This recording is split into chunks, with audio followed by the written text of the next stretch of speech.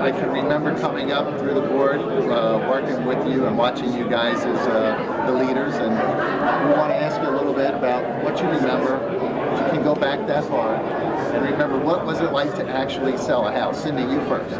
Wow, when I sold a house, my first house, I think the contracts were 4 pages long. We had to get 4 up sheets delivered to the office. We didn't have computers, we didn't have fax machines, we didn't have voicemail. I don't even think we had to get them pre-approved. I think we just wrote the contract. It was a lot of fun in 1987. How about you, Henry? 1988 was a good year. It's when I started my career in real estate, so it's fun to bounce those ideas off of each other of what it was like back then to write an offer. It was a lot simpler times, but the public needs to be protected, and that's what it's all about. The disclosures and disclaimers that have all been added over the years have certainly been there to protect the consumer. Tell us a little bit about working together as president-elect, and your memories of putting that together when you were president. I think when I was president and Henry was president-elect, we were very fortunate that we had actually worked for different companies but had a strong relationship at the time just through the Board of Realtors. We were fortunate to be presidents during the best housing in the history of the United States, yet the press still tried to convince both of us, I think, Absolutely. that there was something wrong with the market. When's the bubble going to burst? And we both had the best years ever in housing. I think we enjoyed a relationship that worked with different companies, and ultimately we worked for the same company by coincidence after the fact, but we were able to work side by side as competitors off the field, yet work as a team on the field.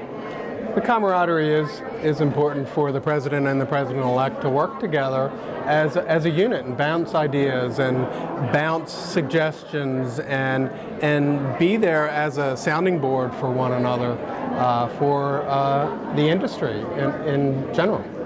During your time as president, what kind of new things came out of GBBR? When I was president, actually there was a gentleman named Vito Simone who helped us get the SCOPE program up and going. So the presidency that I was able to tenure during, we started the SCOPE program. We actually got it on the ground, had the first city-owned properties, vacant properties given to us by the housing commissioner that had been a 3-year project that I think that we were finally able to come to fruition, convince the mayor at the time that he really needed the realtors as an advocate in Baltimore City, count on us as experts, and we'll get the house done. And I think now, 4 years later, it's a successful program.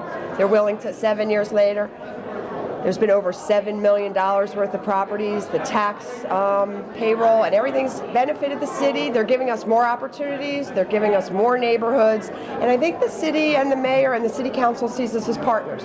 And that did start just right before I became president. So it was very exciting.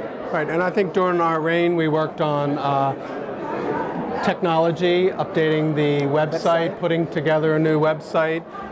We renegotiated a contract for our illustrious Executive Vice President, Jody Landers, right, who is an awesome benefit to our industry and to everyone involved in our great industry.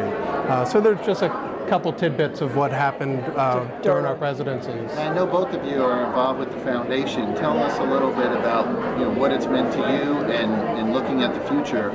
What can realtors today do to look towards the future, and what, in context of what the foundation means to us? Well, I think anytime you can promote the good image of a realtor and what they're doing for the community to give back to a community that we reap so many benefits from, to promote the good image of the realtor and to benefit the community, give back to the community in a whole. And I think the foundation realized that we all make our livelihood out of home ownership and putting people in homes, so we wanted to give back to the communities, as Henry had said, and drill down. The playground at Stadium Place was probably one of the funnest times we had. We all rolled up our sleeves, built the pickets, put on, and I don't tell anybody I had a power tool, but I was using power tools that day. But it just was a sense of joy to go back when it was completed, and we as realtors band together and gave to all these young kids so that they would have a place to play. It was really heartfelt. We've both been trustees on the foundation since the beginning.